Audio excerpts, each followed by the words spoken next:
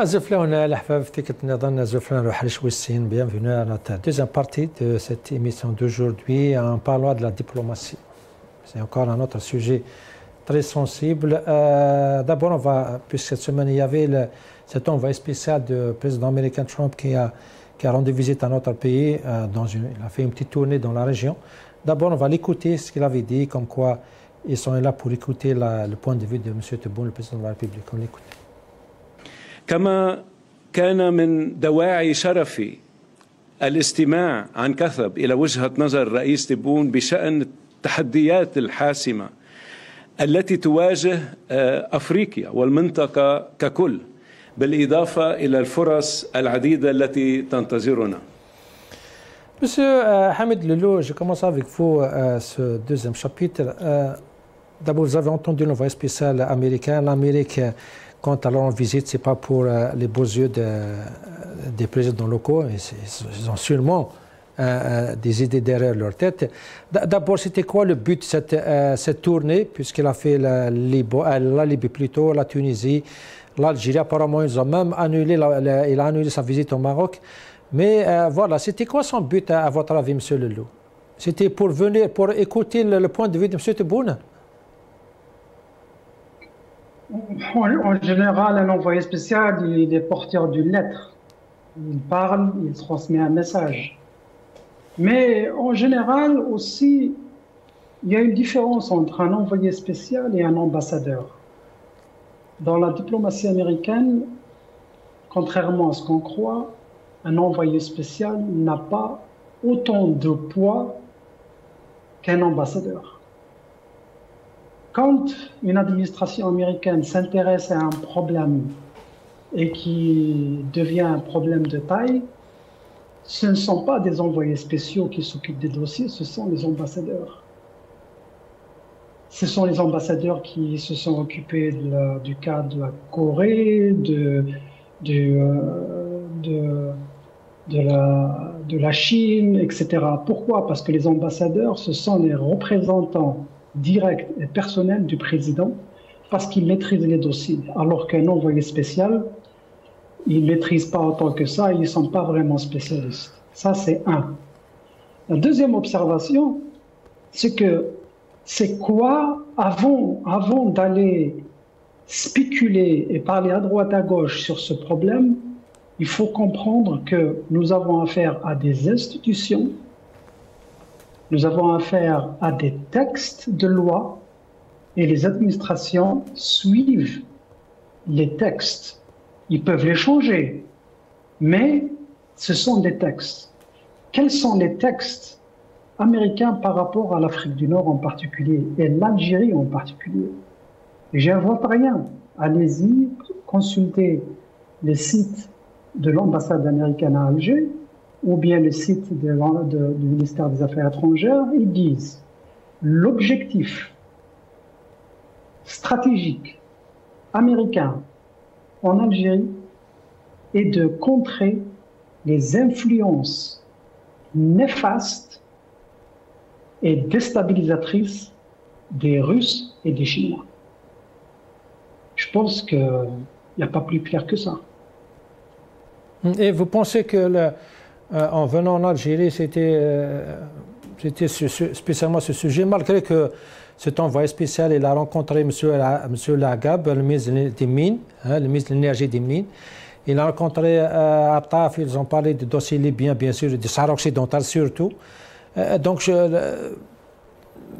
ils ont parlé de beaucoup d'autres sujets. C'est surtout la question des mines, ça intéresse beaucoup les États-Unis aussi. Oui, les mines, ça intéresse, mais regardez les pourcentages. Qu'est-ce que ça représente? Même les mines. Le plus grand investissement direct étranger en Algérie, il est américain, mais il est exclusivement dans les mines. Ça, c'est vrai.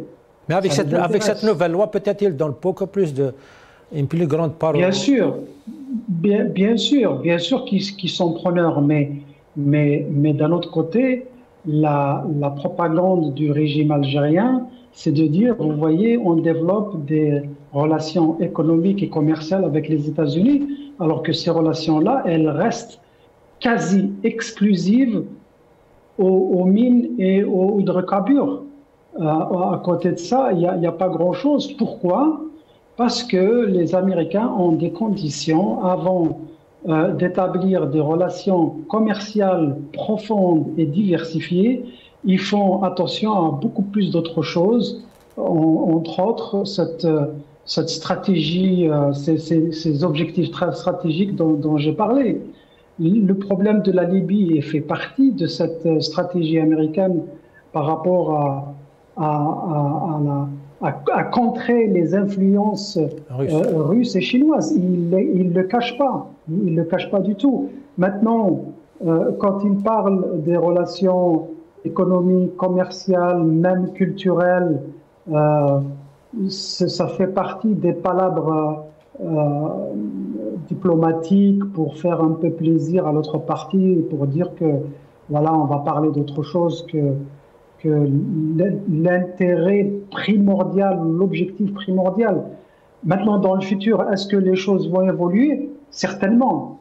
Certainement, elles vont évoluer et là, on va voir comment va évoluer aussi la stratégie du régime algérien. Monsieur Nassar, je dis sur ce sujet parce que c'est vrai que les médias algériens ont beaucoup parlé de cette visite. Voilà, comme quoi l'Algérie a récupéré sa place et comme quoi les États-Unis ils donnent de l'importance à l'Algérie avec cette déclaration comme quoi il est venu pour écouter le point de vue de M. Tebboune sur les crises régionales. Il est venu ici pour essayer de parler de tout.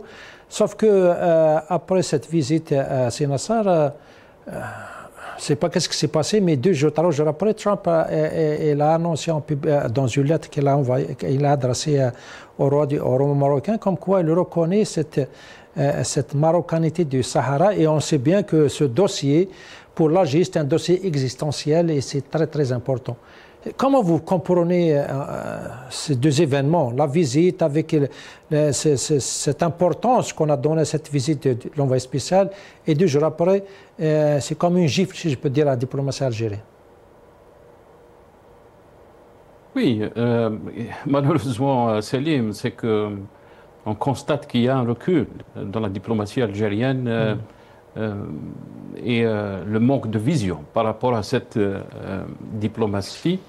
La venue de l'envoyé spécial donc de Saad Boulos, c'est une tournée des pays du Maghreb. Il a visité, donc il était en Libye, il était aussi en Tunisie. Il a fait un détour par la France avant de venir en Algérie.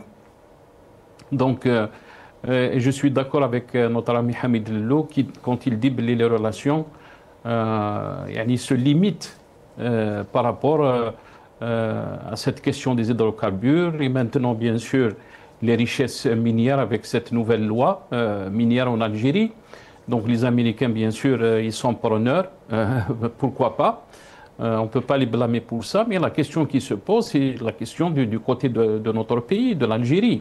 Est-ce que les gens qui sont à la tête de ce pouvoir, de ce régime, sont à la hauteur pour défendre les intérêts du pays, pour avoir une boussole claire concernant donc notre stratégie dans le monde, la stratégie de l'Algérie vis-à-vis donc de ces relations internationales. Et malheureusement, on a constaté ces derniers mois, ces dernières années, qu'il y a un dysfonctionnement, qu'il y a une crise profonde concernant donc la vision de l'Algérie concernant donc sa diplomatie. On a vu ce qui s'est passé avec l'Espagne, rupture diplomatique avec le Maroc concernant donc le Sahara occidental. Il y a une crise profonde avec les pays du Sahel, alors que l'Algérie était quand même un acteur qui était très important par rapport à la question du Sahel. Elle a perdu donc cette influence. On voit par exemple ce qui s'est passé en Libye. L'Algérie était très très en retard, même écartée de ce dossier, alors que tous les pays jouent un rôle dans ce dossier, alors que l'Algérie normalement elle aurait pu jouer un rôle très très important puisque la frontière qui nous lie est une frontière qui est grande. Donc on voit qu'il y a un tas qu'il n'y a pas de vision concernant donc notre diplomatie et qu'il y a un recul. Concernant ce qu'a dit la lettre de Trump, ou le message de Trump, c'était bien sûr un message très clair. C'est un message qui a été dit auparavant, c'est pas nouveau. Donc c'était Trump qui est venu en 2020 dire que les Américains s'alignent sur la solution marocaine concernant donc le dossier du Sahara occidental. Donc rien n'est nouveau par rapport à cette question. La question qui se pose, c'est la question de la partie algérienne. Qu'est-ce qu'on est en train de faire par rapport à ce dossier? Ce dossier qui plombe tout, qui bloque tout par rapport à notre vision du monde. Le monde est en train de changer. Est-ce que notre stratégie elle est mauvaise? Est-ce que c'est un dossier qu'il faut s'investir à fond? Est-ce qu'il faut appeler à négocier? Il faut se poser des questions. Parce que pour l'instant, notre stratégie n'est pas en train de faire... Justement, c'est ça, cette stratégie dont vous parlez. Beaucoup parlent d'une médiocrité, d'autres parlent de sans vision. C'est quoi le problème? Est-ce qu'on n'a pas des diplomates qui peuvent influencer ou peuvent expliquer la position algérienne ou on a un problème humain ou un problème de vision? Ça vient d'où ces échecs consécutifs ces dernières années? Selim, quand on voit, par exemple, on a eu presque 3 ministres des Affaires étrangères en 5 ans. 3 ministres des Affaires étrangères en 5 ans, c'est très clair qu'il y a instabilité au niveau du ministère des Affaires étrangères, qu'il n'y a pas de vision très claire sur le long terme. On ne peut pas avoir 3 ministres des Affaires étrangères en 5 ans. Et là, on est en train de voir que l'Algérie est en train de perdre du terrain, que l'Algérie n'a pas de vision en termes de diplomatie. Et cette instabilité au niveau des institutions, elle n'est pas seulement dans les ministères des Affaires étrangères, elle est aussi au niveau des services de sécurité, elle est au niveau aussi dans d'autres institutions. Et malheureusement, tous ces signaux montrent et démontrent que nous n'avons pas une vraie stratégie concernant ce monde qui est en train de changer à une vitesse extraordinaire. On est resté avec les dogmes des années 70, des années 60, alors que le monde a évolué. On n'a pas profité, par exemple, de la situation qui s'est passée, par exemple, cette guerre qui dure entre la Russie et l'Ukraine pour se positionner, pour avoir de bonnes relations, surtout avec notre environnement. Et quand je parle de notre environnement, on peut avoir des désaccords avec la France. C'est tout à fait normal, mais on ne peut pas avoir une profonde crise. Pourquoi? Parce qu'on est à 1 heure de vol d'Alger à Marseille. Ça veut dire qu'il y a 1 heure de vol à Selim. Il y a une communauté qui est aux alentours de 5, 6 à 7 millions d'origine algérienne qui vivent en France. Il y a un levier extraordinaire pour notre pays. Si on était à la hauteur de comprendre d'abord ce que ce levier peut apporter à notre pays, malheureusement, on est en train de les montrer du doigt comme étant des criminels s'ils critiquent la politique algérienne. Donc, c'est tout ça qui fait d'un pays, il est ce qu'il est. Malheureusement, on est en train de voir très très loin. Quand on a vu par exemple Ahmed Attaf qui dit que, alhamdoulilah, l'Algérie maintenant, elle a de bonnes relations avec les pays de l'Asie. Elle veut rentrer dans ce qu'on appelle une alliance des pays asiatiques.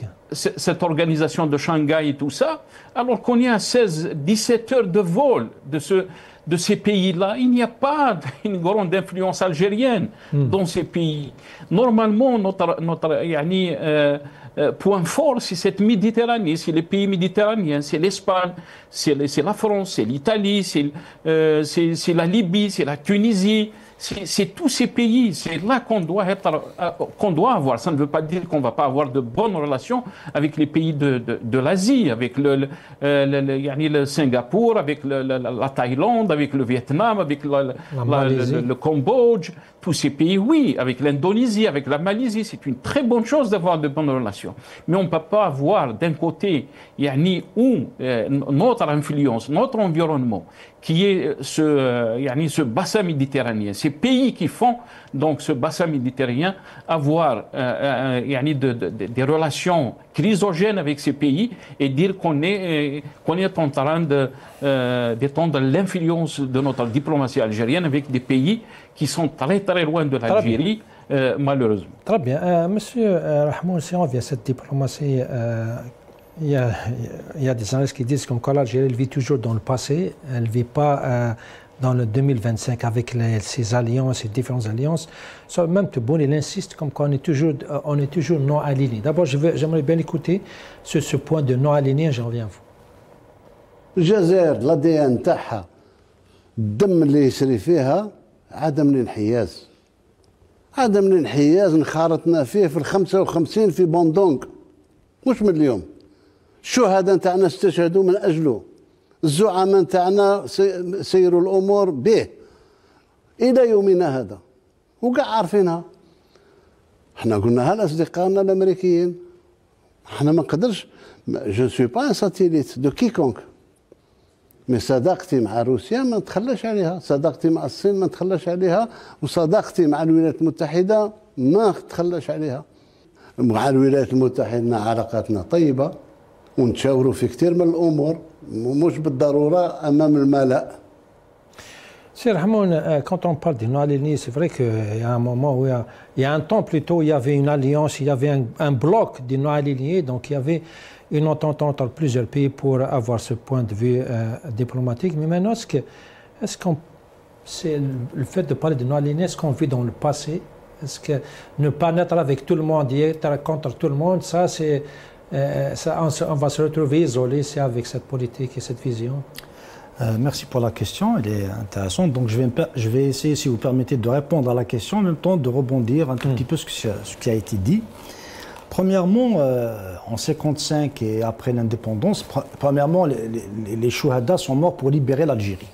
Le non-alignement, c'est autre chose. C'est un choix politique. Voilà, c'est un choix politique important. À l'époque, il faut avoir des alliés. En effet, surtout qu'après l'indépendance, on a besoin de beaucoup de pays qui vont reconnaître notre indépendance. Et bien sûr, durant la guerre, notre combat. Mais si on compare les années 50, 60, 70 à nos jours, les choses ont changé. Et encore, je tiens pour preuve, on va prendre les échanges commerciaux, économiques, militaires, humains, universitaires entre l'Algérie et les pays dits non alignés, vous allez trouver qu'ils sont très très faibles. Et en termes de bloc, ils ne représentent pas un bloc politique fort. Parce que, si on le veut ou pas, il y a le bloc des G7, il y a les pays des BRICS, ce sont les deux blocs les plus importants au jour d'aujourd'hui. Est-ce que les pays de non-alliés ont fait quelque chose pour influencer, si vous voulez, les politiques internationales? Est-ce qu'ils ont essayé de... On n'a pas vu vraiment leur action. Donc, est-ce que l'Algérie seule, réellement, qui essaie de réactiver ce discours, est-ce que c'est une réalité? On la voit sur le terrain. Là, premièrement, donc, est-ce que c'est réellement réel?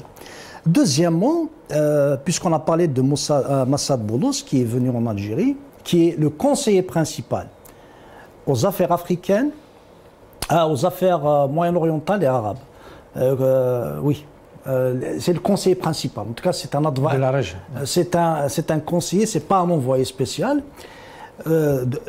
Qu'est-ce que nous avons appris il ne nous a rien appris de nouveau sur les relations qui existent entre l'Algérie et les États-Unis d'Amérique. Nous savions pertinemment qu'il y avait des relations stratégiques concernant, sécuritaires, la lutte antiterroriste, etc. Les affaires énergétiques, enfin, tout ce qui a trait aux affaires énergétiques, c'est connu. Les projets des mines, maintenant, tout le monde sait quels sont ses tenants et ses aboutissants. Pratiquement, l'Algérie a perdu sur ce plan tous les principes qu'elle défendait. Donc, il n'y a rien de nouveau. Par contre, il vient de dire le président algérien, C'est-à-dire ils ne sont pas obligés de dire tout ce qu'ils pensent. Moi, je pense que cette visite justement du conseiller de Donald Trump, qui a des liens familiaux aussi avec lui, en même temps, qu'il est un Libanais d'origine et c'est un chrétien. Et c'est quelqu'un qui connaît très bien la région du Liban. Je pense qu'il est venu aussi concerner le Sahara occidental, malgré que ce n'est pas dit. C'est-à-dire, il n'y a rien, selon mon analyse, bien sûr. Parce qu'il y a beaucoup d'éléments, quand on les ajuste, on remarque on remarque beaucoup de choses. Déjà, le président du Liban, quand il est venu, il a fait remémorer dans son speech 1989, donc le comité de Taïf, où l'Algérie, le Maroc et l'Arabie Saoudite font partie de ce comité. Donc ils ont contribué, si vous voulez, à l'arrêt des hostilités entre les Libanais. Et bien évidemment, hier, quand le président américain a réitéré sa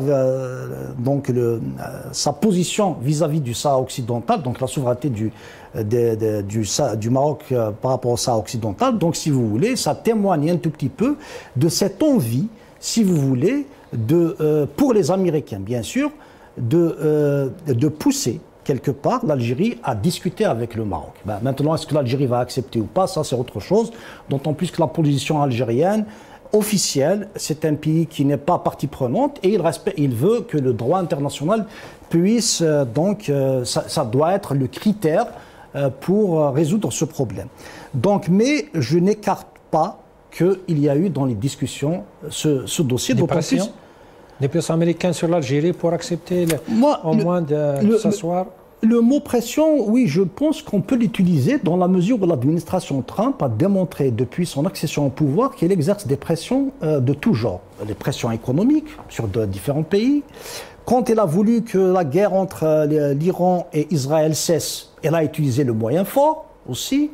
Parce que pour l'administration, déjà avant son élection, il parlait qu'il ne veut pas qu'il y ait des foyers de tension, il ne voulait pas des guerres, etc.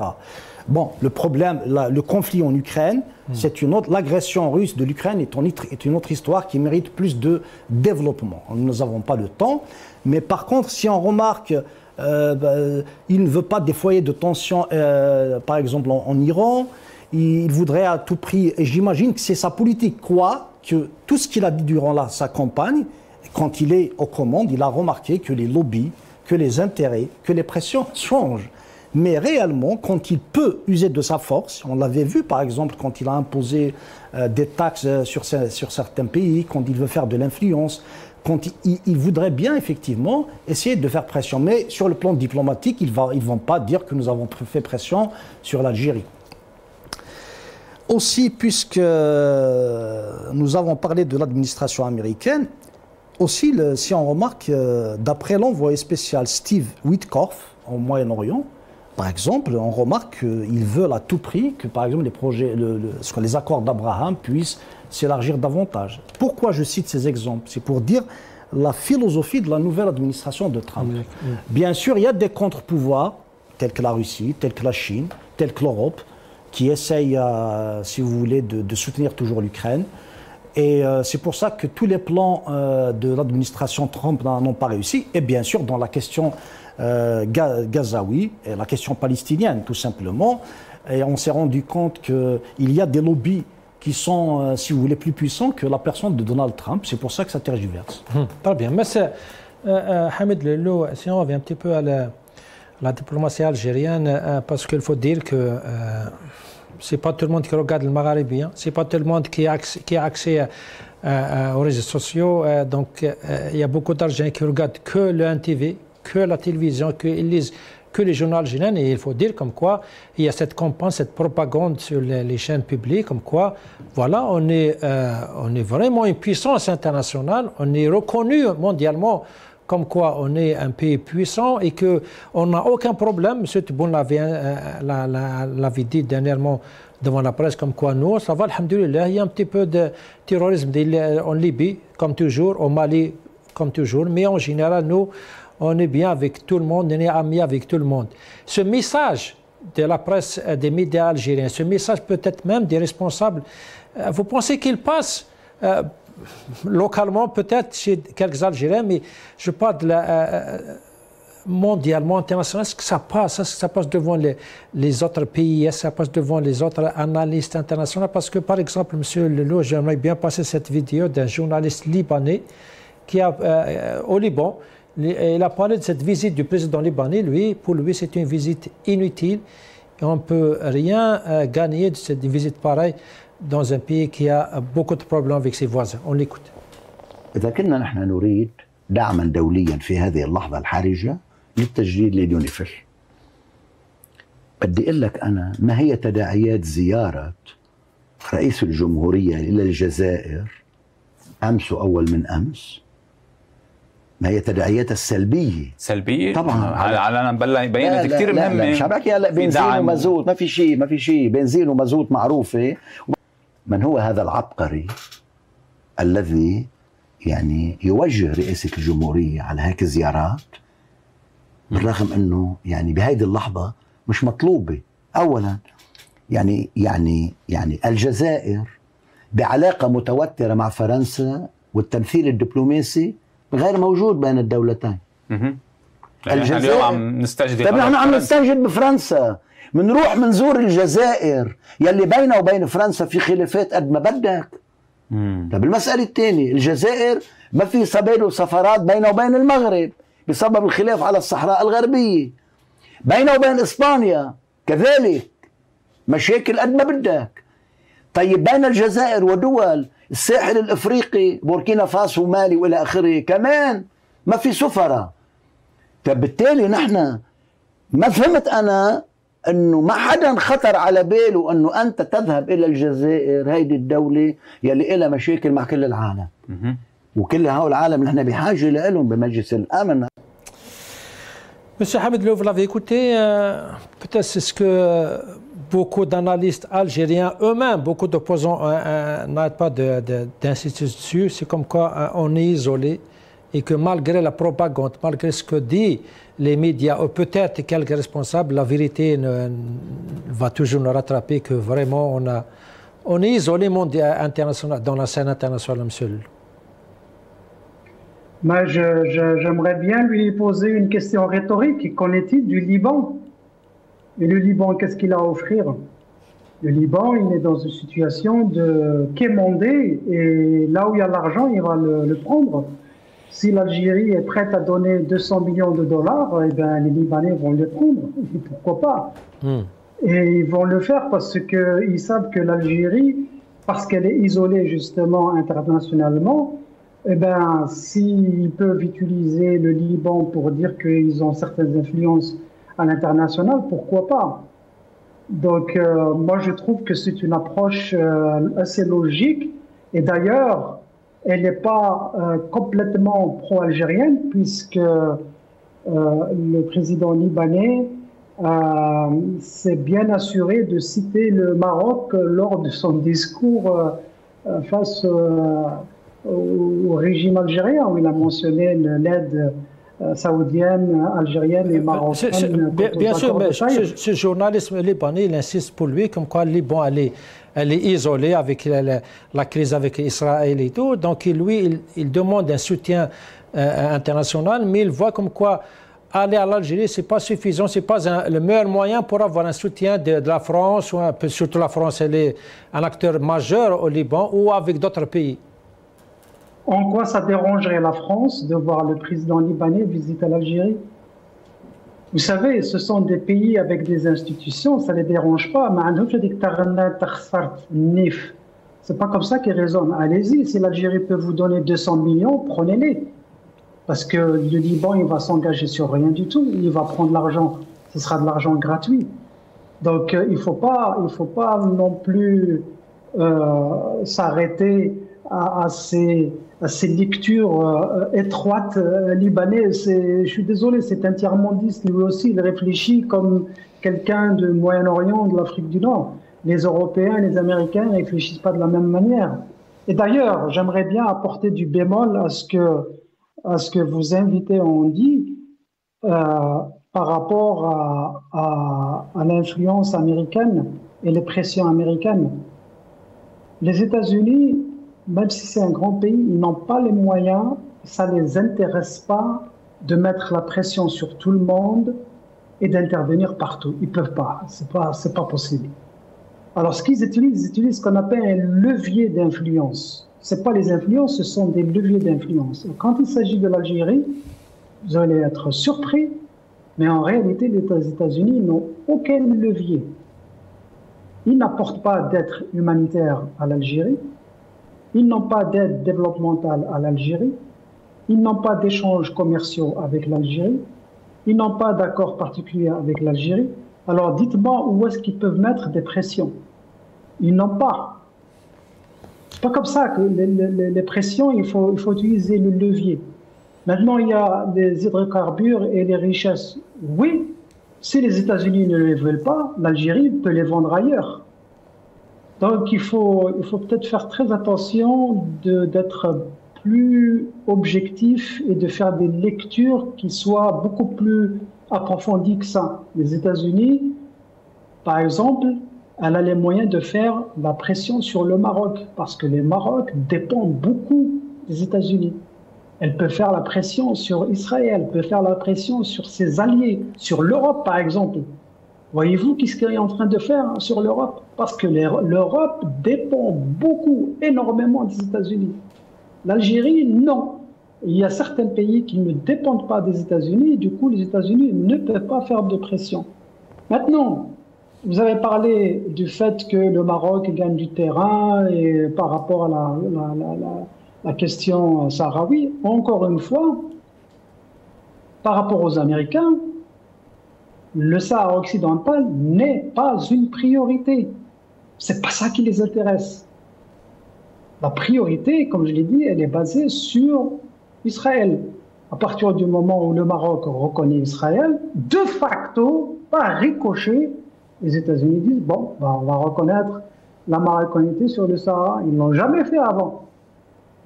Donc, la question du Sahara occidental, je ne suis pas là pour défendre les thèses du régime algérien. Vous le savez tous que moi, je ne peux pas les blairer, comme on dit. Mais il faut avoir un raisonnement logique dans les lectures stratégiques. Et c'est la reconnaissance d'Israël qui a fait que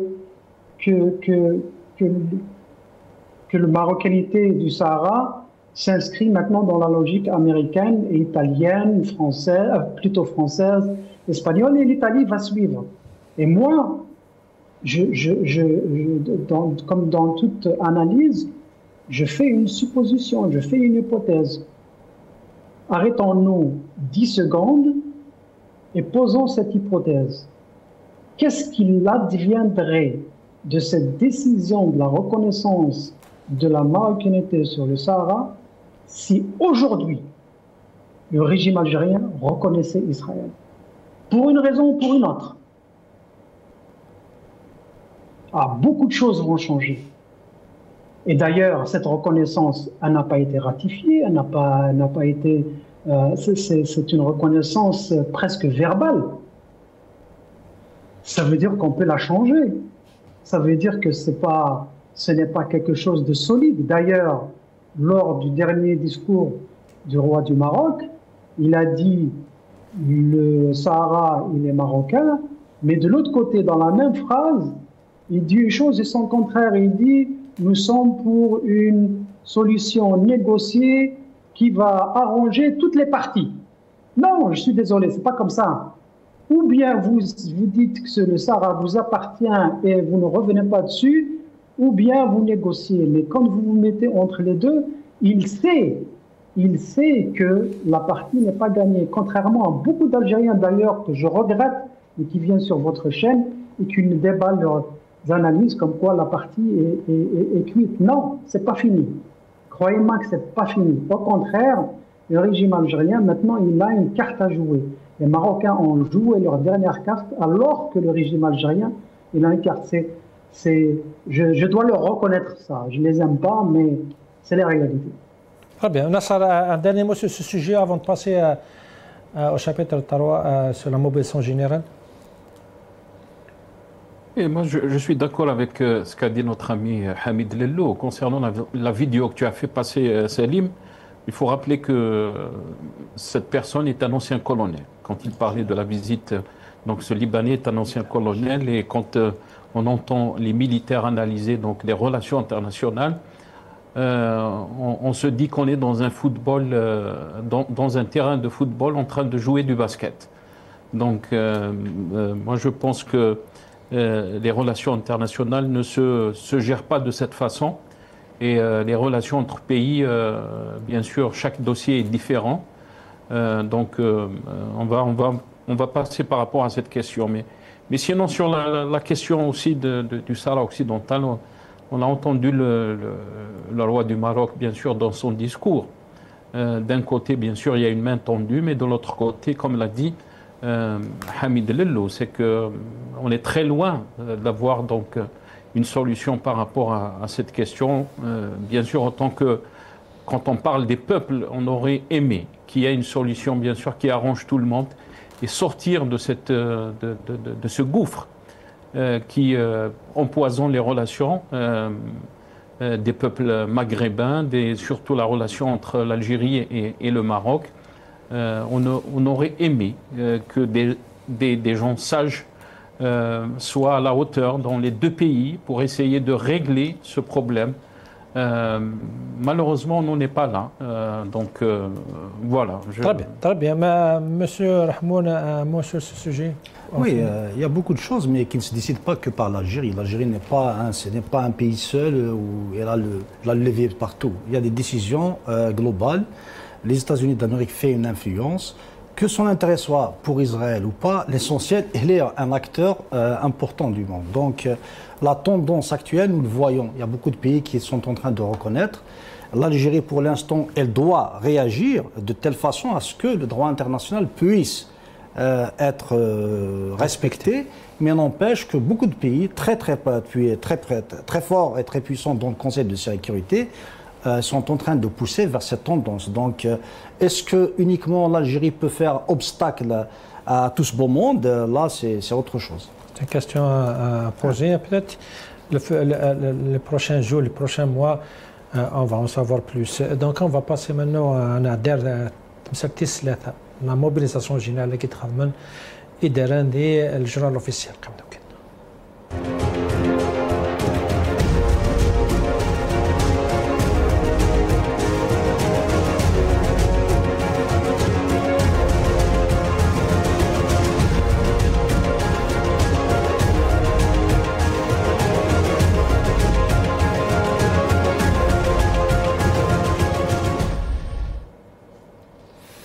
La mobilisation générale, أنا صافي دقيق ما شاء الله فاق ما دبر السلاحي بجماعة لأن غلا فاقين المينيستر de la justice qui a fait l'éloge de cette loi.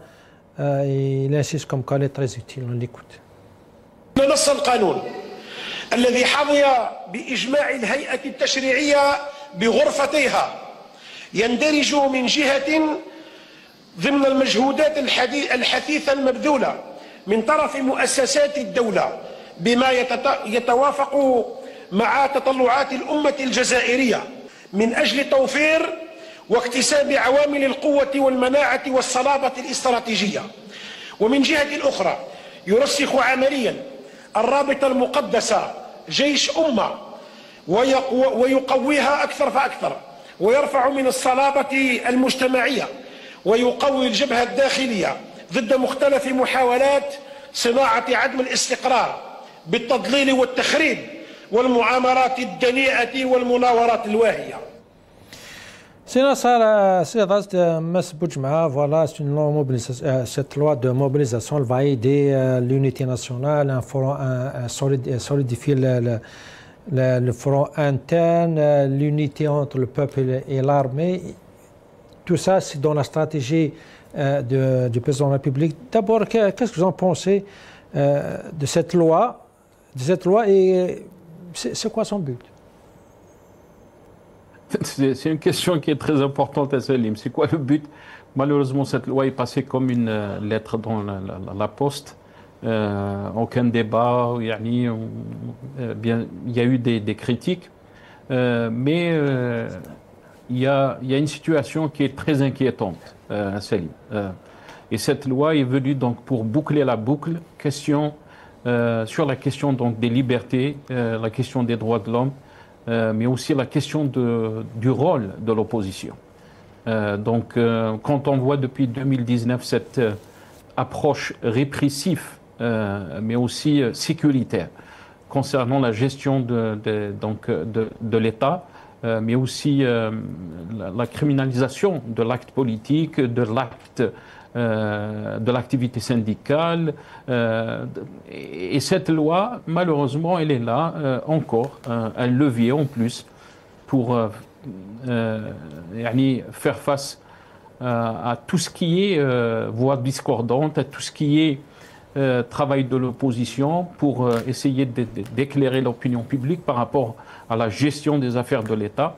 Et cette loi, malheureusement, va nous plonger dans une ère qui sera très critique en termes des libertés, en termes des droits de l'homme dans notre pays. Sauf que, c'est Nassar, quand on parle de cette répression, ce blocage, cette fermeture de tous les champs médiatiques, politiques, syndicaux et tout, sauf qu'il ne faut pas oublier, Tebboune avait promis aux Algériens publiquement, comme quoi, avant la fin de 2025, on est août, septembre, octobre, novembre, décembre, 5 mois, pendant les 5 mois, il va se débrouiller pour créer les conditions d'un dialogue national inclusif. Il va regrouper toute la société civile.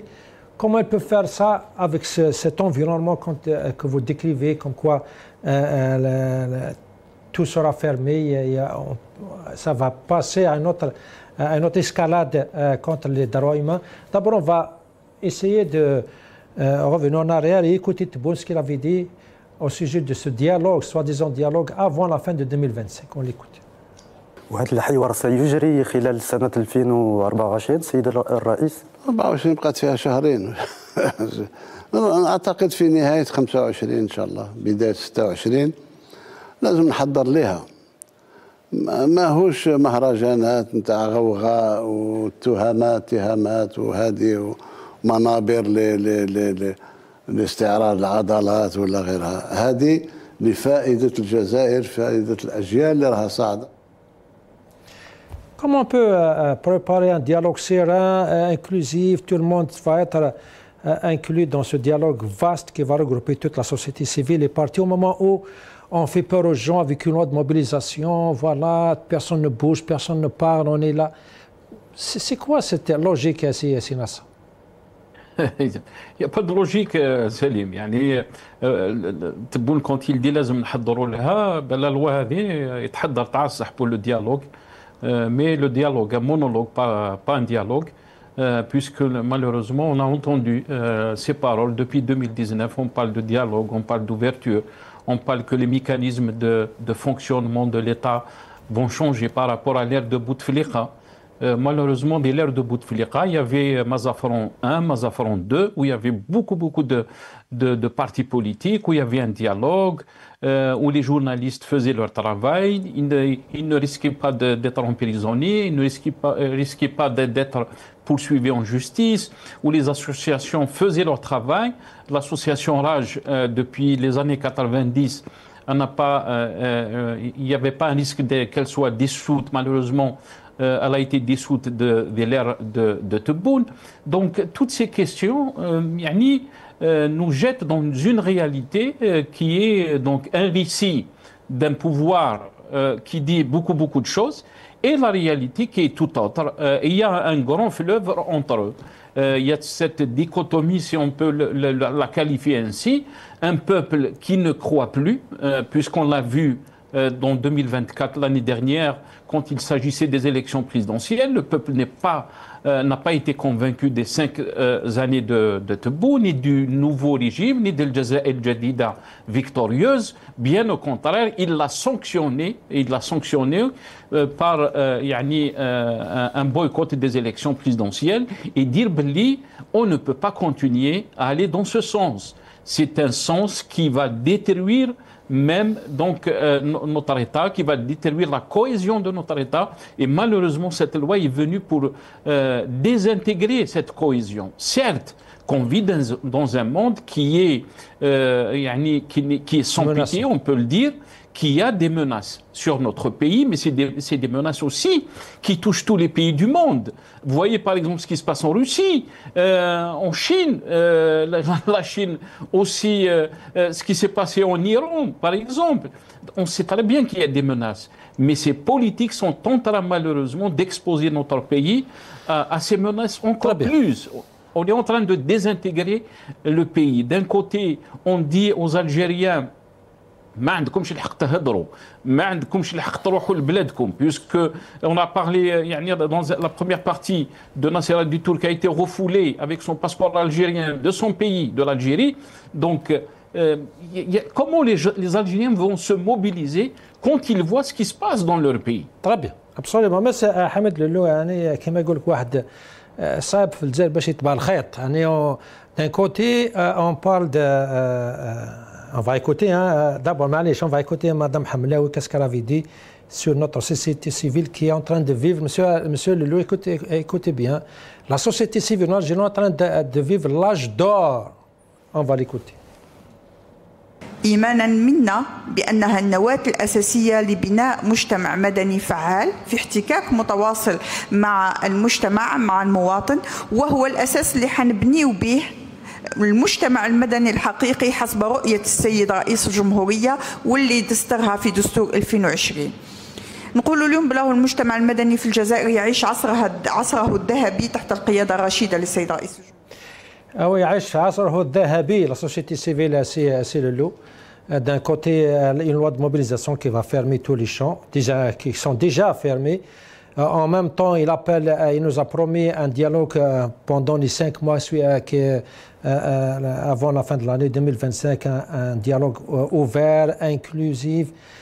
C'est quoi? Comment on peut suivre le Khadora? Il est où le fil? C'est quel fil qu'on doit suivre, c'est le loup? Madame Hamlaoui, c'est Khalida Toumiri bis repetita. C'est le même discours, c'est la même chose. On a changé quelques têtes. Mais même cette dame, elle disait la même chose à l'époque de Bouteflika. Le khit, vous le verrez que si vous utilisez la relativité, parce que tout est relatif. Pour nous, il n'y a pas de dialogue, donc le fil n'existe pas. Pour eux, ils sont dans un autre repère, c'est relatif. Ils sont en train de dialoguer. Il y a le FFS. Il y a Hams, il y a la société civile créée de toutes pièces, et il y a la presse privée qu'ils ont créée de toutes pièces. Donc, tous ces mécanismes qui sont mis sur place, ils auraient aimé s'en passer et faire les choses entre eux. Mais ça, c'est la vitrine qu'ils veulent dégager à l'étranger. Quand vous parlez aux institutions internationales, et Maître Rahmoun ne va pas me contredire, certainement il lui cite les partis politiques algériens, il cite les collectifs algériens qui travaillent encore sur le terrain, et ça rend la tâche de ces interlocuteurs internationaux un peu plus facile pour vivre dans le mensonge. Et d'ailleurs, j'aimerais bien, le fil ici dans cette analyse, j'aimerais bien rebondir sur le dossier numéro 1. Et j'aurais aimé que Madame Dutour nous dise, est-ce que son passeport a été cacheté entrant et sortant de l'Algérie? 1. Et pour quelle raison l'administration française a accepté Madame Dutour sur le sol français alors qu'elle n'avait aucune preuve qu'elle a quitté le sol algérien? Du point de vue technique, si vraiment la France était sincère dans ses engagements à tenir tête à ce régime, elle l'aurait fait. Ils ne le font pas parce que leurs intérêts vont dans un autre sens. À partir de là, la logique du régime algérien, ils ont leur rationnel à eux, dans le cadre qui se sont prédéfinis. Eh bien, tout va bien chez la marquise, avancer, il n'y a rien à voir. On a les élections, nous avons les institutions, il n'y a aucun problème. Monsieur Rahmoun, dernier mot sur cette logique. Je ne sais pas si je peux le dire, c'est un déni de la réalité. Est-ce qu'il vit dans un déni? Il dit un mot, il dit tout le contraire. Il appelle un dialogue, il promet un dialogue ouvert. En même temps, il ferme tout. Et de l'autre côté, on entend comme quoi on vit dans l'âge d'or de la société civile, on vit dans une liberté absolue. C'est quoi ces déclarations? الحراقة الجيريان يعيشون عصرهم ذهبي في الذهاب إلى فرنسا حراقة في الفلوكات. Voilà, ça. Voilà, il ne faut pas quand même, il y a des réalités. Mais peut-être, permettez-moi surtout de parler de la mobilisation générale qui est très importante. Tout en sachant que nous avons déjà discuté plusieurs fois, c'est une loi préventive, mais premièrement pour prévenir s'il y a des mouvements à l'intérieur de l'Algérie populaire, citoyens. Et bien évidemment, comme je l'ai déjà dit, on parle de mobilisation partielle et générale. C'est-à-dire qu'il peut y avoir des foyers de tension quelconques qui vont employer la mobilisation partielle ou générale. Mais j'aimerais alerter surtout votre attention sur un fait. Comme ça, on va comprendre rapidement. Ces lois existent. Par exemple, si vous prenez la loi numéro, excusez-moi, la loi du 11 juillet 1938, ça c'est la France, elle a été faite pour la Deuxième Guerre mondiale. Donc, pour la Deuxième Guerre mondiale. Donc, il y a un objectif. Elle a été introduite dans ces textes et modifiée dans ce qu'on appelle le Code de la Défense.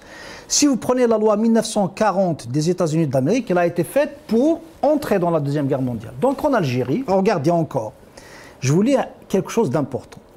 La stratégie, pour la première loi que j'ai citée, la stratégie de sécurité nationale a pour objectif d'identifier l'ensemble des menaces et des risques susceptibles d'effectuer la vie de la nation. Regardez, numéro 1, la nation, notamment ce qui concerne la protection de la population, l'intégrité du territoire et la permanence des institutions de la République, etc. Regardez la loi algérienne.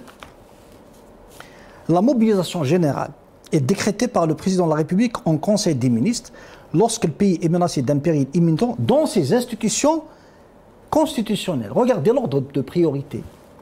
Dans son indépendance ou dans son intégrité territoriale, en cas d'agression effective ou imminente, conformément aux dispositions énoncées par la Constitution. Déjà, dans le fait de classer, comment classer la priorité, vous comprenez que déjà, il y a un objectif. Et encore, quand vous lisez pratiquement tous ces articles, franchement, vous comprenez que c'est comme s'il y avait une guerre en perspective. Alors que je vous ai dit que les lois sont introduites, les gens les introduisent parce qu'il y a quelque chose qui se prépare. Et la première question, qu'est-ce qui se prépare? Ont-ils peur d'un nouveau mouvement citoyen? Ont-ils peur qu'il y a une guerre à nos frontières dans cette ceinture sécuritaire qui nous lie avec la Libye, le Mali, le Niger et le Maroc? Il y a beaucoup de questions qu'il faut se poser. Parce que quand vous lisez vraiment toutes ces lois, on dirait qu'on est en train de se préparer pour quelque chose, soit une mobilisation partielle ou une mobilisation générale imminente. Regardez par exemple, le ministre chargé des Affaires religieuses veille, dans le cadre de ses activités d'orientation, c'est l'article 29, et d'information religieuse à l'endroit des citoyens à la consolidation du principe d'appartenance nationale, à la préservation de la stabilité du pays et à la mise en avant des valeurs qu'on recommande le droit religieux envers la patrie en cas de mobilisation générale. C'est-à-dire, on se pose trop de questions. C'est-à-dire, même si un jour on est confronté à une situation de guerre, premièrement, il faut être convaincu de cette guerre, n'est-ce pas? Parce que s'il y a un danger imminent, ils n'ont qu'à nous le dire. Ils n'ont qu'à nous le prouver. Bien sûr, les Algériens, on les connaît. Quand il y a un danger imminent sur leur pays, les Algériens sont des patriotes. Ils n'ont pas besoin du régime algérien pour être mobilisés. Mais là, il y a tellement, il y a des choses trop dites. Et bien sûr, quand vous allez lire, par exemple, je ne sais pas, je peux vous lire quelques articles si vous voulez, qui sont un tout petit peu, enfin, les téléspectateurs et tout le monde peut les retrouver. Mais ce qui est sûr et certain, on comprend qu'il y a un feu. Ce feu est animé par la peur à ce que les Algériens se fassent des mouvements. Révolte. Voilà. ou tout simplement, peut-être dans leur tête, il y a une guerre qui se prépare à nos frontières.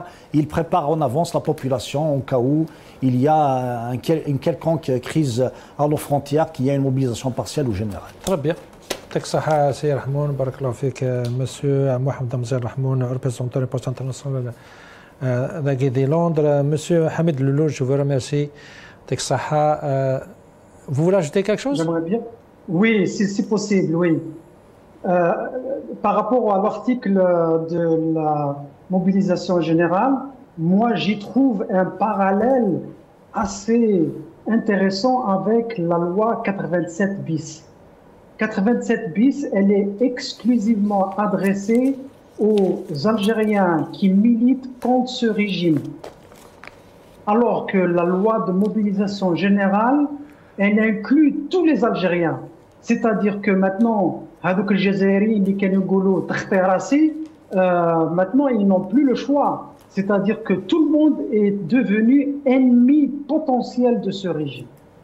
Très bien. Merci beaucoup pour cette remarque, Monsieur Hamid Lelouch, comme j'avais dit, directeur de Run for Democracy en Algérie, à partir de Washington, aux États-Unis. يعطيك الصحة. سي ناصر جودي تلميذي كما يعطيك الصحة. يعطيك إن شاء الله. يعطيك النظام. Bien sûr, je remercie beaucoup Madame Nassira Dutour et Fatma Zohra Boucherf et à vous aussi, chers téléspectateurs. Je vous remercie. Inch'Allah, je vous donne rendez-vous demain. إن شاء الله كالتعادة ونتلاقى من العربي والسلام عليكم.